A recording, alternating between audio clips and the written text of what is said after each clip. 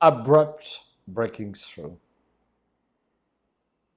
abrupt awakening, abrupt enlightenment, putting the ego to the point it sees it is absolutely not. Only the question can do that.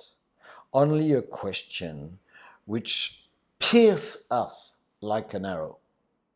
And when that arrow pierces us, goes through all the layer we are made of, it collapses.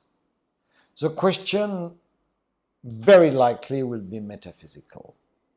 Who perceive? What is I? What happened when I die? What is inside? What is outside? What is the subject? What is the object?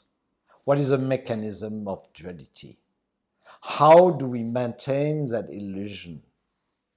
What happened when I die? Those questions, at the right moment, will pierce us like an arrow. And then you know it. It can only work if we go beyond an intellectual understanding of things. Of course, we have to start to build an intellectual understanding of things by reading, because we have an interest in self-knowledge. We have an interest in freedom.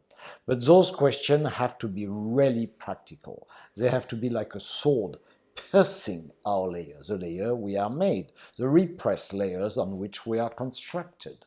That's why the psychological work has to be done. We need to have an interest in the metaphysical question, in the metaphysical drive.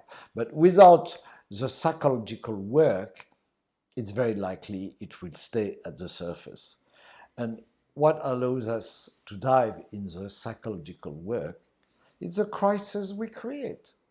The crisis in our emotional life, the crisis in our financial life, the crisis when we lose someone, the crisis because we get really sick. So we should look at crisis as interesting opportunity to grow.